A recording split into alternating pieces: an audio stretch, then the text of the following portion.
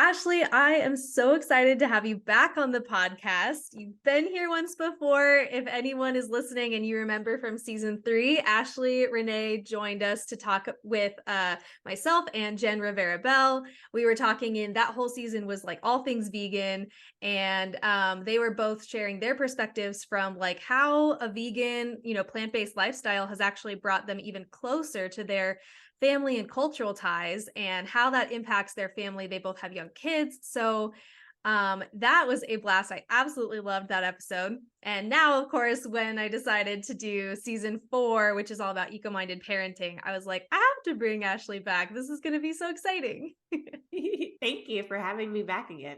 Of course. So for any listeners who are new, who haven't already heard a little bit about you, Yeah. I gave a short introduction about you before, but I would love if you could just share from your own perspective, tell us about yourself and the beloved people in your life, and then just like what you're passionate about, maybe something, things that are new or have changed since that season last year. Like getting pregnant. Yes. Dear listeners, thank you so much for listening to this episode. For those of you who don't know me, my name is Ashley Renee Insanwu, and I actually started out as a travel influencer. But what happened was the more I traveled, the more I started recognizing just how much of the world was being destroyed. Um, and that's when my sustainability journey began. It was actually a trip to Bali where I saw all this like piles and piles of litter on a beach.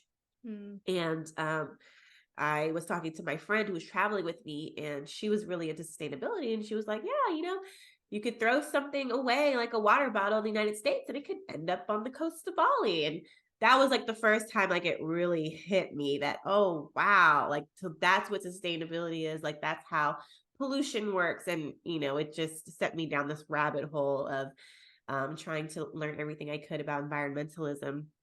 And that was 2015. Wow. So 2015, started my sustainability journey. 2016, completely unrelated to sustainability at the time, that, or so I thought, but I went vegan. Not for environmental reasons, but because I love animals. So I went vegan in 2016. A year later, that's when I learned about the connection between sustainability and veganism. So I ended up just completely going away from travel. So like around 2019, I rebranded my entire platform from travel focused content to teaching people about sustainability and my vegan lifestyle, and like helping people learn how to in a relatable way pursue these same types of lifestyles. And it has been so fulfilling. I cannot tell you how fulfilled I have felt since then, in terms of making my platform or building my platform around my values versus just an interest that I had. Um, it's taken me to places that I never expected, even the White House, which was Yeah. wild. Um, it's taken me to different, it's opened so many doors for me to be able to have conversations and touch so many people, educate so many people, and to kind of not just be an influencer, but just somebody who's actually like out there trying to educate as well. um and it's been beautiful. It's just been such a beautiful journey. And I think things got even more interesting when I got pregnant with my first child, Beyond. That was 2021 when I gave birth to him. And I started sharing what he eats in a day. Maybe when he got a little bit older, like around 1, I started sharing what he eats in a day. And the videos just blew up and went viral. And before I knew it, I was a mom blogger, I guess. Or I won't say blogger because I don't blog, but on social Yeah. media, my whole platform was really, it became even more niche and more niche specific to helping families in particular learn how to live a more sustainable lifestyle, live a vegan lifestyle. And that has just opened to even more doors Mhm. I just never would have expected. So that's who I am. That's kind of a little bit about my backstory in a nutshell, the fast version. and just really excited to be a part of your season where you talk about eco parenting. Yay. Thank you so much. Yeah, I've been following your like social media journey for a while. I don't even remember when I first found you. So it has been a few years, I think. And you built such a strong presence and you're like the queen of pivoting with like your brand is going this direction, then it needs to go this direction. And you're on like YouTube and Pinterest and Instagram and BuzzFeed and all these places.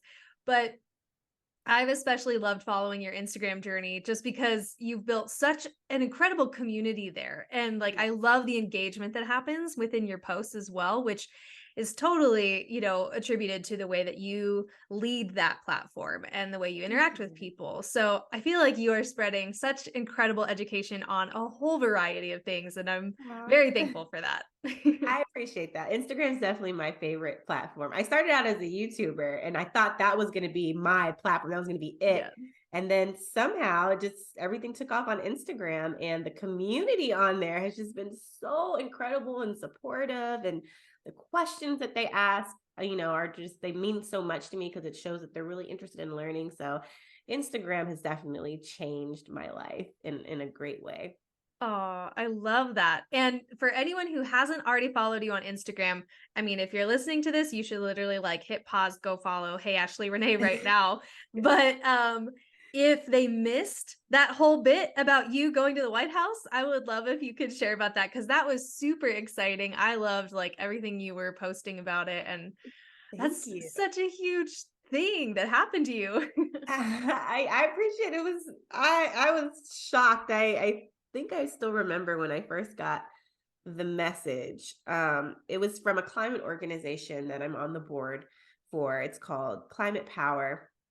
And again, like everything just when you pursue, your passion, especially when it's very like value centered, I just feel like there's just like this huge domino effect where the universe literally just makes things happen for you in a way that you would have never expected. I mean, the fact that I ended up on a climate board that led to me being invited to the White House, that then led to me being invited by Vice President Kamala Harris's office to go meet her in person in Atlanta. I mean, the doors, like I said, just doors upon doors upon doors, just doors opening that lead to more doors that lead to more doors.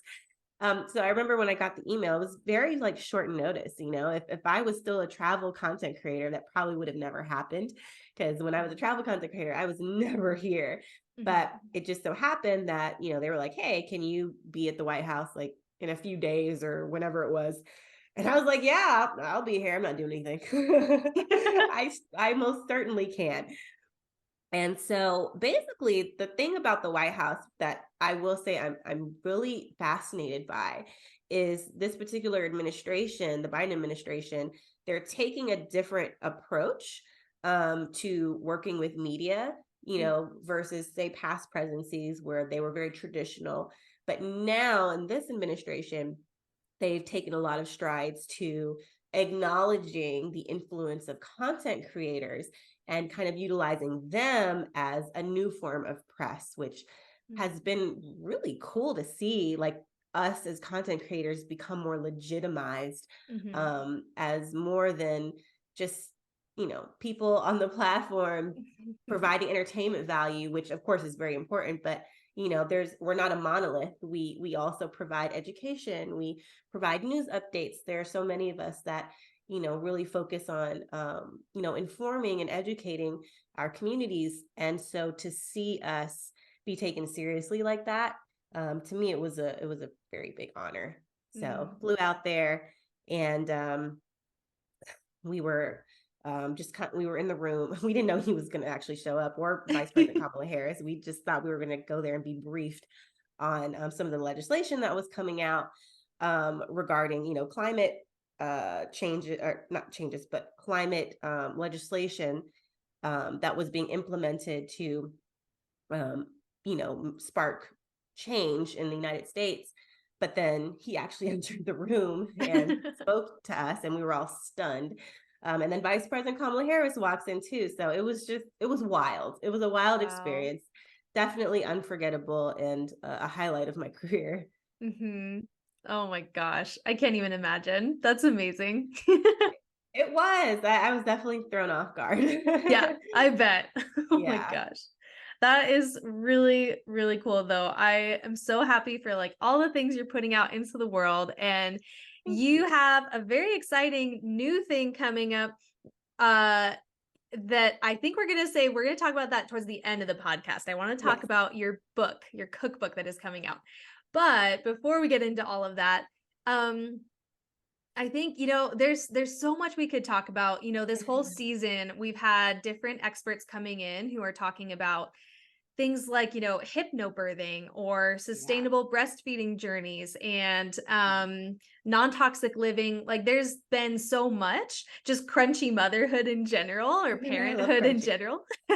And Yeah. then I love that sustainable can mean so many different things. To me, it's Yes. like, there's sustainable that's more like eco-friendly green living, but also all of this has to be sustainable as in maintained long term for the people invested in it. Hmm. So we've had a lot of interesting topics throughout this season so far that kind of combine those things. So I would love to dive deeper with you into like your sustainable sort of meal planning, meal prep journey with your family because not only is, being vegan and plant-based just widely impactful for the environment. And, anyone who's curious about that, you can go listen to season 3. It is covered so much in depth in those episodes. So that's a very sustainable practice in your family. But then also you had to build a schedule or a rhythm for your family that makes this sustainable for you all to like plan and prep and feed your family the healthy wonderful foods that you want to. Mhm. So let's just dive into that a little bit. I would love to talk about, how do you plan your meals? Yes. How do you make the time to do all this planning and prepping? Because you are a working mama. Yeah. And we know that that is so busy and wonderful and challenging. So I Yeah. would love if you could just maybe start there and share about that. Yeah. And before we even dive into what I do, it's always important to acknowledge, the differences in accessibility that different Mhm. families have to veganism. My schedule and the way we do things might not work for other families. So it's really important to find your own way and do things realistically within what you're capable of doing, right? Mhm. Because, not every household is a two-parent household, which Right. makes it even more difficult. I can't even imagine, just how much harder it must be if you are a single parent trying to raise a vegan child and you're working on top of that. So, privilege, accessibility, lifestyles, everyone's different. But I will tell you what we do in our house to make it work. Um, a large part of the reason why I'm able to be successful um, on this vegan parenting journey is because I have a very active and involved partner, a very supportive partner. Mhm. My husband actually went plant-based, not vegan. He likes the term plant-based, not vegan for himself. He went plant-based in late 2019 after watching a documentary called Game Changers. And that has made a big difference in our ability to, um, cohesively and be on the same page, raise our child Mhm. because he understands how to cook vegan meals and he understands how to help and participate in being very active in the meal prep process. So, at first when I told him that our kids were going to be raised vegan, he was like, "Whoa, whoa, whoa, whoa, whoa! Do we know if this is okay or not? Is this safe? We can do it because we're adults, but can we do it for kids?" And of course, that's a whole other topic that we'll dive into later, I'm sure. But long story short, once he learned the facts and the information that made him feel comfortable, he was all for it. And so as far as the meal planning and the meal prepping process goes, he plays a big role in it. So he and my son, this is what we do. So basically, Saturday, I come up with the plan. I come up with the meal plan. I come up with all the recipes we're going to do, and sometimes we even utilize uh, services like Purple Carrot or Green Chef, especially like while I'm pregnant because I don't always Mhm. have the energy to plan. But on the days when we're not using those services, I come up with the menu and I write out all the recipes, and we use our shared note app so that we can both access the Mhm. plan for the week. And the plan for the week is a mix of family meals that, the bigger meals that we're making for the two of us. But we also make those we make smaller portions of those meals to give to Beyond. And it's also a mix of like smaller one-off items that are based on his school menu. So we try to Mhm. mimic his school menu as much as possible throughout the week so that when he's at school, his food looks just like his friend's food. And Mhm. there are no, questions of like, hey, why does such and such get pizza and I don't have pizza? Well, he has vegan pizza. I have my little mushroom pesto flatbread recipe that is our go-to. So he is never without. Mhm. So I make that plan on Saturday, and then Sunday, my husband and my son, they go to the grocery store together. So that's their weekly ritual. So they go grocery shopping and they get all the ingredients and then they come back. And then I take over the parental duties. So I spend time with Beyond while my husband starts the meal prepping process. So he'll cook all the recipes and stuff that I've listed out for him. And when my baby goes down for a nap, then I'll step in and I will also participate and cook whatever I can as well. Mhm. So he's my husband's a Virgo, so he's the complete opposite of me. I'm a Pisces. We're literally complete opposites on the zodiac. I'm March 10th, he's September 10th, and that should be a recipe for chaos, but it actually works. So he's like big into batch cooking and getting everything done on one day and organizing everything all nice and neat in the refrigerator, whereas I like to just cook throughout the week. So when he's done with like the main lunches and dinners, um, I actually then take over during the week to cook all like the breakfasts and the snacks and stuff for Beyond. So it's definitely, a two parent Mm. thing. It's teamwork. We're dividing and tackling. He's taking on, part of the menu and I'm taking on the other part of the menu. And like I said, we're very different, but it works. He's a batch cooker. He washes dishes as he goes. He's very clean, very organized. I'm, cooking throughout the week and I'm loading the dishwasher because I'm not trying to do dishes like that. So I love our process and the way our brains work so differently, but it comes together in the end so beautifully and organized. And, my child always has a variety of options to eat because of that. And another tip that I will give is not only to just batch cook, family meals, but to also batch cook like little one-off ingredients that you can use in recipes. Like I'll make let's see, like little tofu bites or a batch of, pasta or a batch of refried beans. Those refried beans, we'll put in the refrigerator for the week and then freeze the rest. And Mhm. so throughout the month, we can thaw, the different one-off ingredients that we put in the refrigerator, and those make good side items, or Mm. you can use them in other recipes. You can take those refried beans and make a refried bean stuffed tortilla. So there's just so many ways you can do it, but that's what works for our family. We rely heavily on batch cooking and cooking in bulk, and that helps that helps keep us from having to figure out, okay, what are we going to eat today? Like we always Mhm. have options just in the refrigerator, and we don't even have to go out very often as a result either. We very Mhm. rarely go out to eat, usually just on special occasions. So we save a lot of money that way. I was just gonna say that is a gigantic money saver. Like Yeah. I have a whole video course on like sustainable, kind of life hacks on a budget. And that's one of the big ones is like, do you even know how many thousands of dollars you can save in a year just by eating most of your meals at home? That's Yes. so huge. It is huge. I think a lot of people learned that during the pandemic, especially during lockdown when they weren't able to go out and they Yeah. had to learn how to cook. Like I had several friends that were just like, I see why you are able to save so much money, like cooking at home, and why you don't go out to eat with us, whenever we ask you to come out with us. And I'm like, yeah, like even to this day, like when I go out to hang out with my friends at restaurants, I always eat before I go out.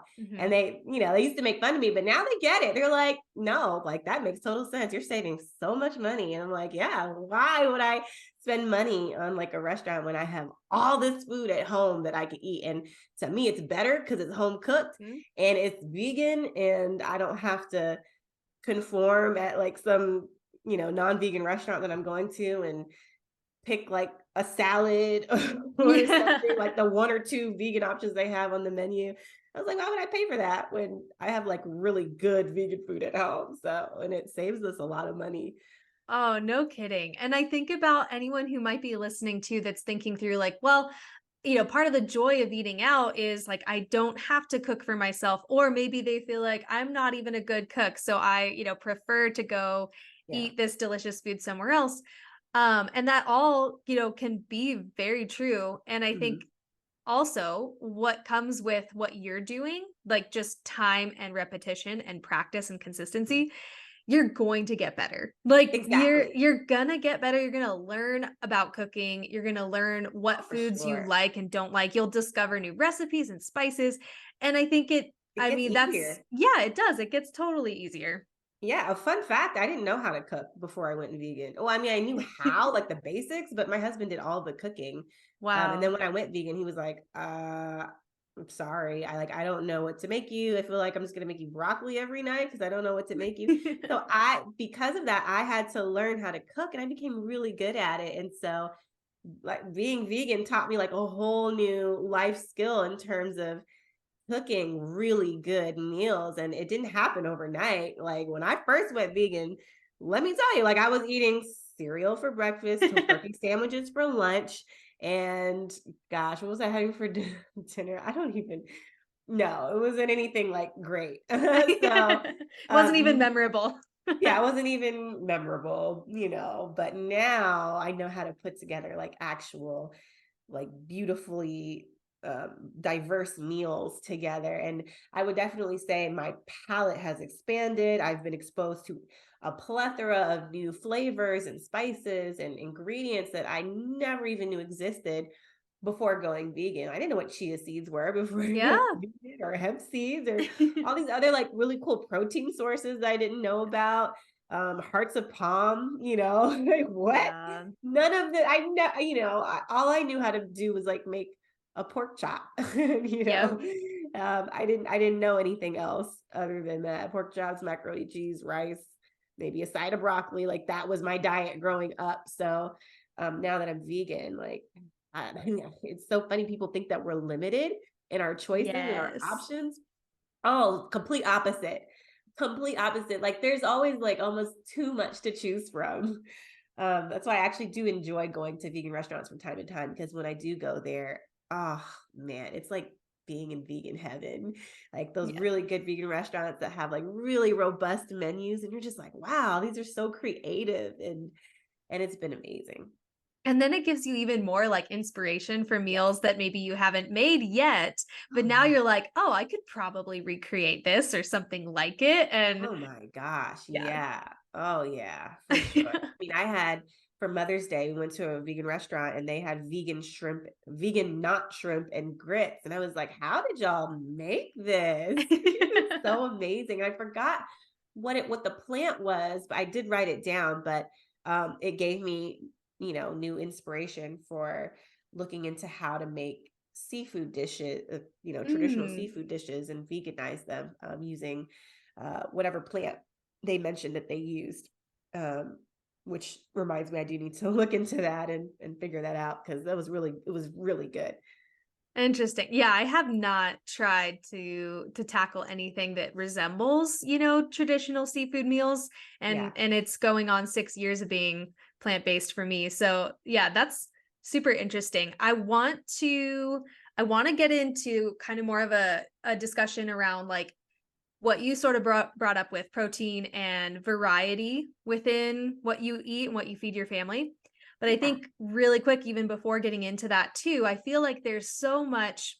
that I can pull out of your process that you've shared that is, of course, relatable for families that are not vegan. So, because I'm sure there are people listening, on this episode right now that are not vegan, don't really have an interest in that. And like, so, but I think so much of your process of just the meal planning and the prepping and like, still making time to feed your family healthy meals and save that money, all of those things are still applicable. Mhm. Um, and even for myself, like right now, I do have a very wonderfully engaged partner and I love him to death. And he's, an incredible parent to Elliot. And he has at this time a super demanding job and he works Yeah. like 10 to 12 hours a day. Oof. And a lot of times he's working over the weekend. So like, so I'm not at all single parenting. I don't want to make that comparison. But when it comes to like meal planning and prepping, everything that we're doing right now is like I'm the Falls one on who has me. the flexibility to take that on.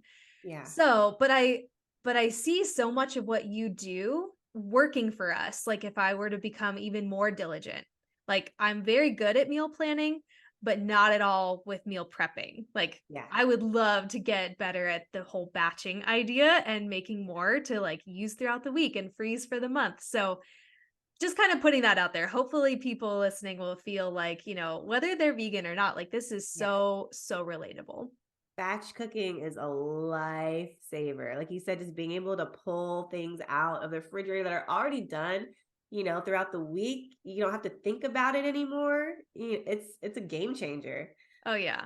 That would be so amazing. I'm like I already made note of that while you were talking. I'm gonna try this out for myself. Thank you so much for sharing all of that. Let's talk a little bit about what you're feeding, Yeah. your son beyond and soon to be next baby, and with your family. So you kind of brought up all of these protein sources that are plant-based that you really had never even heard of before. Yeah. So like chia seeds and hemp seeds and all of these wonderful things. Yeah. Um, so how do you respond, maybe first of all, to all the people, because I see the comments on your Instagram all the time. Yeah. How do you respond to people who are constantly making the assumption that your child is malnourished or not getting enough protein or like whatever the things are? Yeah. So I remember the very first time it went viral and I got some of the most horrible comments you could even like imagine, just like about me, about my child.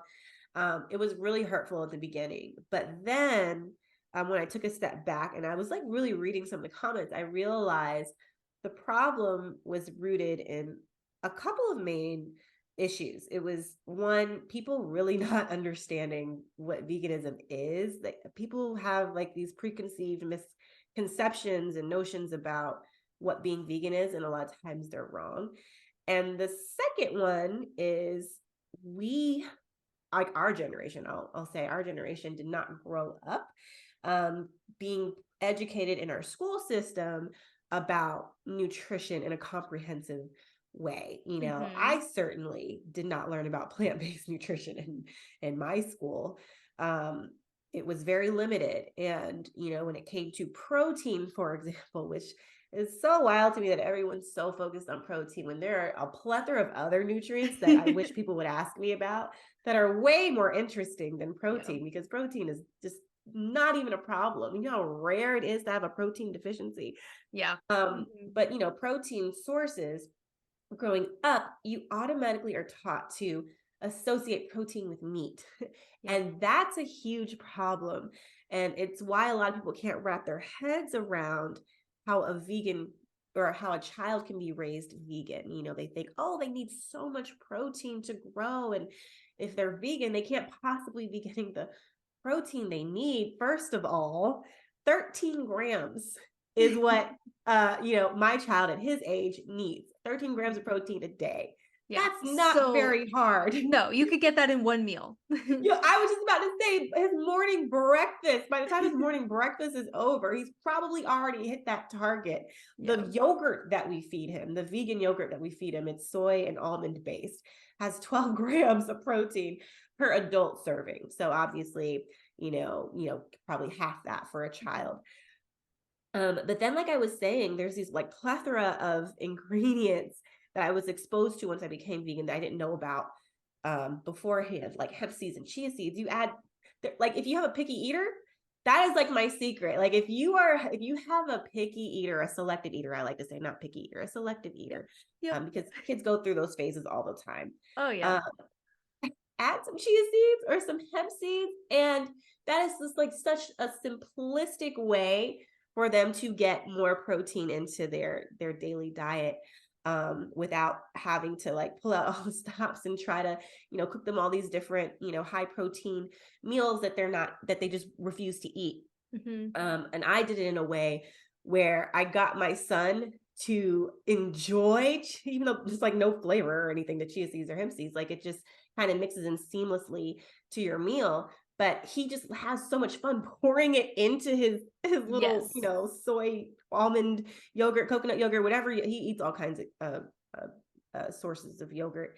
But he loves just pouring it in. Like, that's his favorite thing to do. Like, if you make it an interactive experience, I have found that kids love to have options. They love to have control over their Mhm. meals. And so, that simple little act of having him pour the chia seeds and having him pour his own granola and his own hemp seeds into his dishes, it, it just makes it so much easier to get him to eat those things.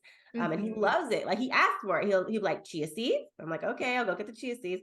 He'll be like, hemp seeds. I'm like, okay, let me go get the hemp seeds. Granola. And I'm like, okay, I'm guessing you're saying granola. I'll go get the granola. And before you know it, you just have like such a robust, nutrient dense meal. Yeah. There's so many ways to make your meals, nutrient dense, to make Mhm. sure that your little one's meeting all of their needs and thriving.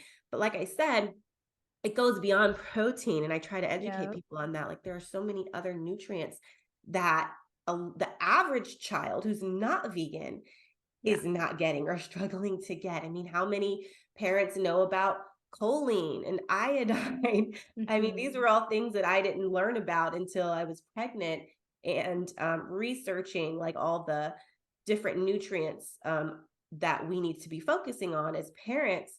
And these were the nutrients that I didn't know about, in terms of how much iodine my child needs, how much choline, excuse me, my child needs, how much vitamin D and calcium, my child needs. And, Mhm. it's really interesting because, like, you're always talking about how, oh, we talk about crunchy topics, and that can even get controversial because, when we kind of exist in this space of being crunchy and being like all natural and things, there are some people who don't even want to do plant-based milks because they feel like, oh, I'm Yeah. not doing store-bought milks. I'm going to make my own milk. And to that, I tell people, hey, you can do that, but make sure you are taking the necessary steps to fortify it properly, because Yeah. the benefit of store-bought milks, store-bought, plant-based milks like the Ripple Kids or like the soy Yeah. milk, whatever you choose to go with, is that they're already fortified with calcium and vitamin D. And you need vitamin D to be able to absorb the calcium. Mhm. And it's very difficult to get those levels every single day without, say, something like a Ripple Kids milk, a plant-based milk that's already fortified with that, because they need, I think it was 800 milligrams or something like that. I can't Wow. remember. I have it written down. It's in my book, per day, that they need. And that can be difficult to do with just calcium rich foods alone, especially given how kids go through selective eating phases. And this Mhm. goes into why a lot of parents end up turning to cow's milk to give their kids every day, because it's just, they feel like it's easier for them to get the nutrients that they need, because cow's milk has vitamin D, it has calcium, it has the fats, it has all the nutrients that they feel like their kid needs, um, in order for them to thrive. But you can get the same from plant-based milks. And so Mhm. I always, advise people to choose either a pea milk or soy milk, because those are the most nutritionally dense, plant-based milks for a child. So there are so many other nutrients that we have to be looking at and focusing on other than protein. And I tell people that, like, not only vegan parents but also non-vegan parents, because for their own kids, they think that their kids are getting everything that they need just because they eat meat, or just because Yeah. they drink cow's milk. And that's not how it works. Yeah. We don't have food we don't have food requirements. It's not about the food, it's about the specific nutrients. So we don't have like ingredient requirements, we have nutrient requirements. So you Mhm. just need to make sure that whatever diet you're on or whatever lifestyle you're living, your child is getting the nutrients from the food that they eat. And a child can be nutrient deficient whether they're vegan or non-vegan. It can happen to anybody. But the Mm. moral of the story is everyone should be paying attention to nutrient intakes for their children. Mm. Thank you so much for saying that. I just wrote that down too, the nutrient versus food requirements that we need, because that was something that, so I've been following a platform called Solid Starts. Have you heard of Oh yeah. them? Yeah. I love Solid Starts. They are super helpful for, it's not like a plant-based organization, Mhm. but they have a lot of plant-based education too. But they basically are an incredible resource for like feeding, your baby as soon as they're able to eat solid foods, like 6 months Yeah. old. They have a whole database of like Oh feeding yeah. specialists and allergists and nutritionists and all the people. And anyway, I signed up for a membership with them. They have tons of free resources, but I signed up for a membership for all the extra perks. And one thing was like being able to email back and forth with, some of these specialists with my questions. And that was one thing I was like really worried for a while when my toddler, he's 2.5 right now, he has gone in and out of very selective phases. And It he's in another one right now, and it's really hard.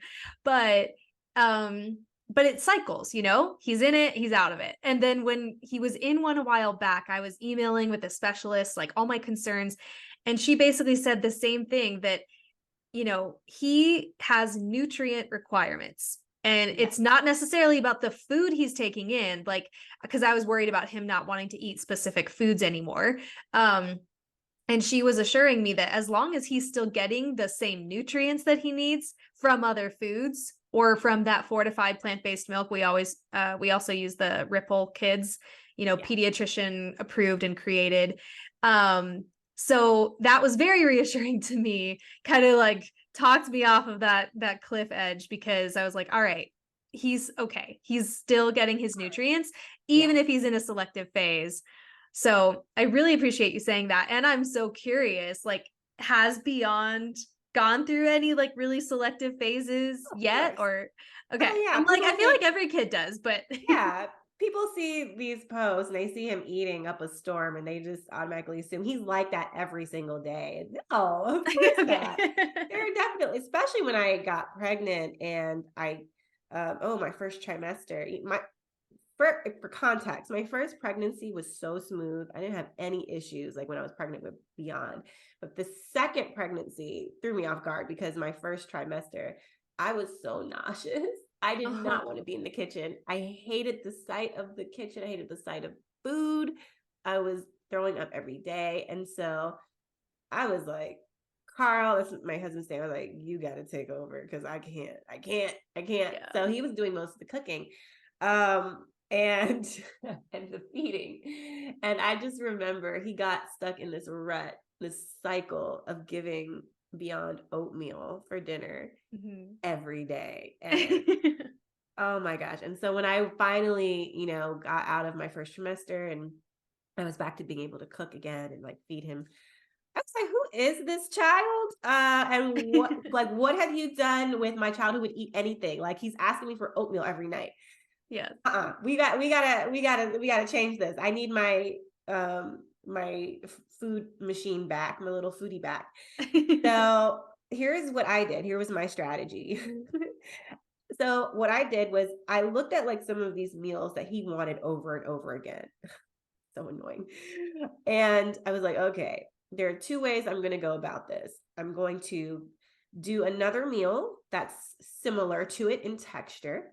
So I would do, and this is actually my cookbook, a coconut quinoa porridge. So quinoa, it's not oats, but it has, when you make a little, turn into a porridge, it's kind of like oatmeal. And then the other way I went about it was making that same meal, but remixing it. So instead of just plain oatmeal, I would do apple pie oatmeal, which is another recipe Mm. in my book. And so I slowly got him out of that cycle of just expecting oatmeal for dinner, and, got him back into his, exploratory phase where he's like willing to try more foods and be interested in more foods. But yeah, that was a scary period for me because I wasn't used to that. I wasn't used to him being a selective eater. I will say this: what I've learned is that in the United States, I think there's a lot more instances of selective eating, just because of our food culture here. And even when I was doing intense research for the book, I discovered, which is not surprising to me, not surprising to me because, our food habits really aren't influenced by science. They're not influenced by ethics. It's really influenced by corporations, it's influenced by the government, and it's influenced by just like societal norms, right? Yep. So, in terms of corporate being influenced by corporations, one of the factors of why we have so many selective eaters here in the United States now is because food culture was heavily impacted by the Gerbers. So in the 1930s, the Gerber family, it was the father and son team, they decided to start making their own um, baby food. They had a canning company, and they were like, let's just like make our own baby food and like put it in cans and see if it sells. And it went viral. Like so many people started buying this, store bought baby food. And before then, prior to that being the norm, people actually made food at home, and they did solids, they did baby led weaning, they did all those things that now you're kind of seeing coming back Yep. into popularity here in the United States. And we kind of regard the whole pureed method as like a traditional method, but technically that was actually that only started happening like in the 1930s, Yep. when the store-bought pureed food went crazy in the markets. And interestingly enough, marketing, oh, marketing, I always tell people to like look past marketing because it's designed to take your money. Yep. So they invested when they saw how well it was doing, they invested all this money into marketing to tell people and convince people that store-bought baby food was somehow better for Mhm. you than homemade baby food. And not only did they target people through advertising and marketing, they also targeted the medical community, and Mm. they would take like their store-bought baby food to the doctors and like try to give them a whole spiel and convince them to convince their patients that that's the route that they should be going. So it's mind-boggling to me. So when we talk about, selective eating, a lot of it has to deal with just the way food culture has changed over the years, and how Mhm. we tend to feed our kids, and how we introduce food to our kids, because that plays a really big role, I think, is like how you introduce it to them in the very beginning. And even what you eat when you're pregnant. I did a Q&A with my plant-based pediatrician for the book, and she was talking about how their palates can be heavily influenced by what you Mm. eat when you're pregnant. And it starts, fairly early in the pregnancy. I can't remember at what month in particular, but um, they're able to start forming like their palates from the amniotic fluid, based on what you eat. And so you can eat, a variety of like spices and herbs and, vegetables and fruits and different, food items, and really kind of start training their taste buds to crave those types of food items after they're born. Mhm. Oh my gosh. I am so happy that you're sharing all of this and that so much of it is in your book, because the only way I had ever heard about anything you just shared was through the Solid Starts account. Yeah. That was who educated me on this whole, food history within the United States and the marketing of baby food, and like Mhm. I seriously had no idea in the rest of my life that like babies Right. don't have to have baby food that's like pureed. I was like, how is this so mind-blowing to me? But I know. marketing is, a genius and a terrible beast at the same time. Yeah. So, oh my gosh, I cannot wait to get into your cookbook. Everything that you're talking about already. This is like more than a cookbook with recipes. It's like there's so much education in there. So, let's start to bring this conversation in for a landing by focusing here. Calling all the environmentally conscious individuals in Colorado and beyond. Get ready to discover an incredible apothecary, online store, and zero waste refill shop, Bloom Bowl Apothecary. I am thrilled to partner with them to bring you exclusive discounts. At Bloom Bowl Apothecary, they believe that every day is an opportunity to make better choices for our bodies, minds, and the planet. Their mission is to bridge the gap between Eastern and Western remedies while embracing eco-responsible ways of life. This all-in-one apothecary and home goods store takes a low-waste approach, offering simple solutions to complex problems. They hold space for informed decisions that prioritize physical and mental health, as well as the well-being of our planet. So when you shop at Bloom Bowl Apothecary, you will find an array of zero-waste products for home and personal care, bulk herbs, hemp-derived products like CBD, THC tinctures, topicals, edibles, and even products for your furry friends. They also offer mushrooms, alkaline water with free refills, and functional wellness consultations to address specific concerns like hormone balance, anxiety, depression, anti-aging, hair loss, gut health, and more. By using the affiliate link provided in the show notes, you will not only support Bloom Bowl Apothecary, but also contribute to my own small business at no extra cost to you. So it's a win-win for everyone involved. And here's an exciting bonus. When you join my Patreon community, you will gain access to unique discount codes for all of my community partners, including Bloom Bowl Apothecary. They are offering 10% off to all of my patrons. The Patreon link can also be found in the show notes, patreon.com/allthingssustainable. So make a difference in your daily life and join the Bloom Bowl Apothecary wellness journey by clicking the link in the episode description. Together we can shape a better future for our bodies, our minds, and our planet. Now back to our show. Here, the vegan baby is coming out really, really soon. Actually, by the time this episode releases, I think it will be really close to when your book is coming out in the This fall of fall. this year. Yeah. So, Yeah. will you tell us about your book? Like, whatever you want to tell us. Have at it. Yeah, and I'm glad you mentioned that it's more than a cookbook because that was very important to me. That to me was imperative that this be a cookbook and a guide Mhm. because it takes more than just saying here are some recipes, go forth and cook these for your child. Like, no, I wasn't about to do that to people. Like, no, you need to know the nutrition facts. You need to know everything from how to navigate holidays to how to navigate daycares and school searches to how to just navigate everyday life and your lifestyle of being a vegan parent. And you have to know like ahead of time, like, hey, it's not going to be like super straightforward and simple. There are a lot of things that you learn as you go, and that's okay. Mhm. Don't be afraid. And like, hey, that's why you have this guide to kind of help you through it. And hopefully, you'll read it before your child gets here so that you're not scrambling for this information like I was after my child was born. So I compiled like everything that I've learned from, I got a certificate from Cornell University, their online program on plant-based nutrition as well as food and sustainability. Um, I talked with so many experts and nutritionists, dietitians, pediatricians. I consulted so many people.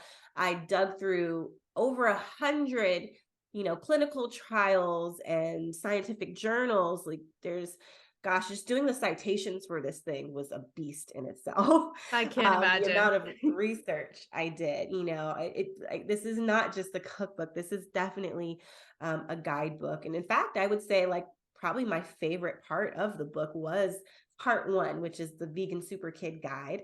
So you're the first person I'm sharing this with, but like the theme of the book is, that vegan kids are superheroes. So you have my own kid who's kind of like the character of the book, and he's like a vegan super baby. So the first part of the book is called the Vegan Super Kid Guide. And that's the part of the book that has all like the practical information, the nutrition facts, how to meal prep, how to meal plan, how to stock your kitchen, how to navigate like all these different challenges, how to deal with all the myths and the stereotypes, how to Mm. respond to people who have negative things to say. And just like my own personal backstory of what it's like being a vegan parent. So that part's like really special to me because it's Mm. just very personalized to my own story, as well as filled with just science backed information to get people to feel comfortable, because like that's one of the biggest keys is confidence breeds confidence. So the more confident you are in how to do this, the more confident you'll be in executing this lifestyle, because it can be intimidating if you don't have the information, especially when it comes to nutrition, right? You'll have so many people who want to bring up like these once in a blue moon instances of vegan families neglecting their children. But in those instances, it's not the diet that hurt the child, Mm. it's lack of nutrition. It's Yeah. it's being negligent that Yeah. hurt the child, and that can happen on any diet. Oh Has yeah. nothing to do with being vegan and everything to do with their parenting. Hmm. So, these are all things that are in like that first section of the book to really help people develop the confidence to do this and the knowledge to do this. And then the second part is all like the cool, fun recipes that Beyond has enjoyed. He's taste tested everything. He's my chief taste tester. And, he is like the vegan baby. So I felt like it was just really special to have him be a part of this book and this whole journey. I mean, if it weren't for him, I definitely wouldn't be here and where I am in my career in terms of releasing a vegan, cookbook for children. So he definitely inspired this whole thing. He's in my dedication. I have a little dedication in there to both Mm. him and my my new one that's coming, as well as my husband for being my rock and supporting me along the way, in terms of just always encouraging me to pursue this, and also just being a great partner, an equal partner, a supportive partner, in terms of cooking and taking care of our kid and just being an amazing father. Um, and yeah, and then the other part of my dedication actually goes to my community, because they actually asked me to write this. So they hadn't asked me Yeah. to write this. Actually, the publishing company that approached me for this, they'd approached me before to write a book about sustainability, and I turned them down because I didn't want to be like an influencer that just wrote a book just to write a book. I Hmm. said, if something comes up where I feel compelled to write a book about like a certain topic where I feel like I'm really filling a need and answering the requests of people that want a particular book, then I'll do it. And it just so happened that some months later, I started that series, and so many people started saying, "You need a cookbook, you need a cookbook." I was like, "Okay, that's what I'll do." There's demand for it, there's a need for it. It's filling a very important gap in a niche where you don't have a lot of information on this, but you have high demand for it. Hmm. Um, and it's interesting because as a content creator, I work with a lot of brands, and I think it's even inspired some brands to take this particular niche seriously. I had one agency, they had a phone call with me the other day, and they were like, "Yeah, you inspired a whole new like customer profile for this Wow. brand that we're working with, who never in a million years would have thought that there was an audience of like vegan parents and holistic parenting." And I was just like, "Yeah, we exist. We're There's not lots of us. of us out there, yeah, who want to raise healthy, children who care about animals and the planet and their health." So yeah, we're here. But a lot of brands probably didn't even really know that or realize that there are so many of us out here. So it's been really cool seeing that shift and feeling like I'm a part of something bigger than myself and bigger than my family, and really in a way, not pioneering, but like helping this movement grow and get legs and be recognized more and more outside of our small community. I Mhm. want people who aren't vegan, who aren't sustainable, who aren't into health to learn about this and recognize the need for it, the importance of it, and why they should consider it, and why they Mhm. should take an interest in it. So it's not just for vegans, it's for vegan curious people too. And I hope it Yeah. really helps people figure out how to navigate this and feel confident in doing so.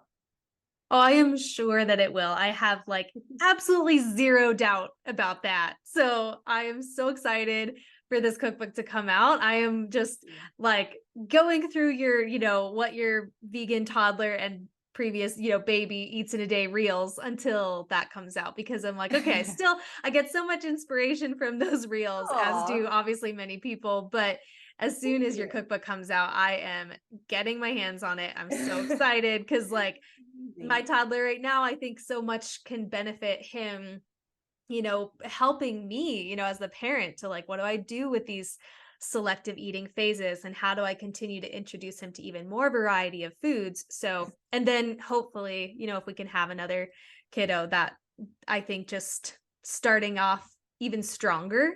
I'm Yeah, very curious to see how that journey will go. So, yeah. I'm so excited about all of this, and Thank you. I know we're getting close on our time, so I want you to be able to share with people like how can they keep up with what you're doing? How can they follow you? And then also, my kind of like traditional final question to wrap up these episodes is if you could just share 1 to 3 actionable steps that you feel like our listeners could take, no matter where they're coming from, what their Yeah. levels of accessibility might be, um, to just continue educating themselves about both meal planning, meal prepping, that sort of sustainable routine, and then also being vegan and plant-based if you'd like. Sure. As far as actionable steps, I'll give you like one big thing. Um, and this is actually how my husband kind of planted the seed like years before he actually went plant-based.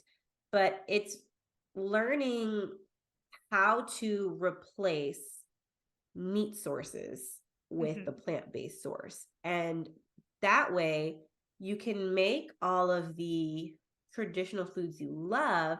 All you're doing is removing the animal and replacing it with the plant. So for example, I have a recipe in my cookbook, which is chickpea meatballs, right? Mhm. So we're just taking the cow out and instead replacing it with chickpeas. Mhm. Figure out how to replace those animal ingredients with a plant-based version of that. Like my husband, the very first thing he ever did was he swapped cow's milk for, I don't know what he switched to, if it was oat milk or almond milk or soy milk, but whatever it was, I think, because I had gone vegan. So he one day like took a sip of my plant-based milk and he was like, this tastes like milk. Like, why am I drinking cow's milk when I can drink this in it? And he was like looking at the ingredients. He's like, oh, it has like same like nutrition information, if not better, like not more protein, more calcium than cow's milk. So he's like, I'm just gonna start drinking your plant-based milk. And it was as simple as that. Once he realized how easy it was to just swap one animal ingredient that he was used to doing with a different one. Hmm.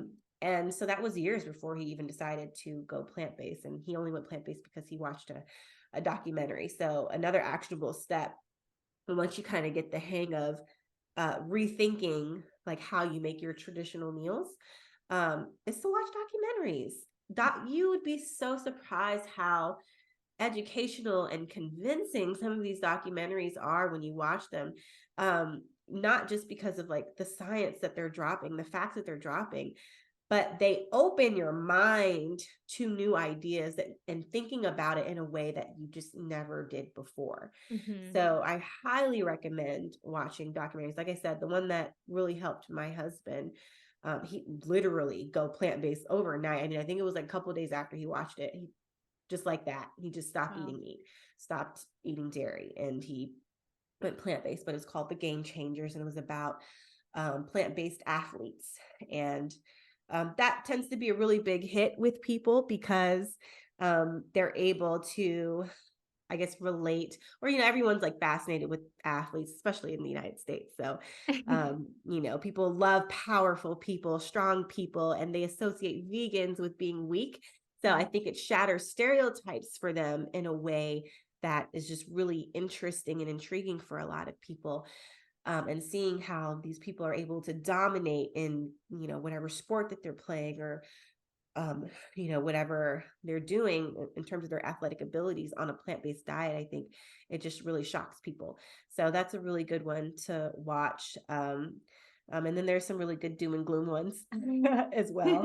Gosh, what is the one that I watched and I was like, "Ooh, this is a high key, like, depressing." I think it was Eating Our Way to To Extinction. extinction. Yep, I know Yeah. that one. Yeah, I actually think I was in that one, like, not, like, recognizably. I think they used, like, it's like a small little snippet of me, like, towards the end. Oh Um, my gosh. yeah, but I remember watching it, and I was like, "Whoa, this is heavy." Um, but, for some people, you need to watch documentaries that are more heavy like that in order for it to get drilled into you how serious this is. Because everyone understands. Like I said, one of the barriers of access is people not understanding what veganism is. They have these preconceived notions of what it is, and it's not accurate. So, really just educating yourself via documentaries would be another really good actionable step. And I say start there. Start with Yeah. the documentaries and start with thinking about how you can swap out like different animal ingredients with plant-based ones and still achieve, the same traditional meals that you know and love. Those are two, I think, straightforward ways to get started. Mhm. Was there any, I feel like there was another thing you wanted me to Yeah. No, wrap just up. how people can, follow up with Oh, you and follow what me. you're Yeah. doing. Yep. Yeah. If you want to keep up with me, I'm Hey Ashley Renee on Instagram, TikTok, YouTube, all the things. But mainly Instagram is my main platform. And then, of course, I have my cookbook and guide coming out. It's called the Vegan Baby Cookbook and Guide. I haven't shared the pre-order link, but apparently people are really excited about it because they've heard me talk about it. They saw me sharing my cover photo journey, and so I guess maybe people went and looked it up themselves and pre-ordered it because my publishing company informed me the other day that I have all these pre-orders already, and I was like, how? I didn't even Whoa. share it. Oh So my gosh. yeah, so it's out there. It's the Vegan Baby Cookbook and Guide. I haven't even shared the new cover photo, but I need to soon. But if you actually go look for it now, you'll see the cookbook, the final cookbook cover, before I've even revealed it. It's just out there. So Wow. I'm really proud of it too. I have a great photographer. She does all my family photography, and she did my cover book. I'm sorry, my book's cover photo, and it's really special to me how it all came together. So yeah, if this is something of interest to you, I highly encourage you to go out and pre-order it. And look forward to the recipes and all the information. Really dive into it and keep an open mind as you read it, and Mhm. learn something new. Yeah, I'm so excited about it. Like, no matter where people are on their journey, you can always learn something new. Like I Yeah. said, I'm already learning so much from you. And like, I've, been in this for nearly 6 years, and I am very excited to get your cookbook. So I'll compile all the different links and everything from you, and I'll put those in the show notes or the episode description so people can click on that if you're listening, and all of this will be there. And I am so excited for what you're putting into the world. Thank you so much. Wait, one more thing. I just want to Yeah. give a quick shout out to Genesis Butler because she did the foreword for my book. She is a teen vegan activist, and she is so incredible. And I just want to say that I'm so grateful to her for being a part of my book, as well as Dr. Yami. She has her own podcast. She medically reviewed my nutrition chapter for accuracy, and also Dr. Shayna Smith for doing the Q&A in the Starting Solids chapter.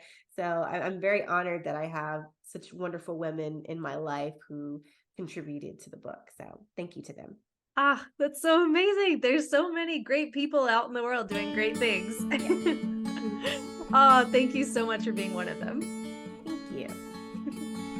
I hope you enjoyed today's episode, and if you did, I would love it if you would share it with a friend, spread the word over your social media, or simply leave a review wherever you subscribe to this podcast to help others find it as well. Thank you so much for being here. I'll catch you next time.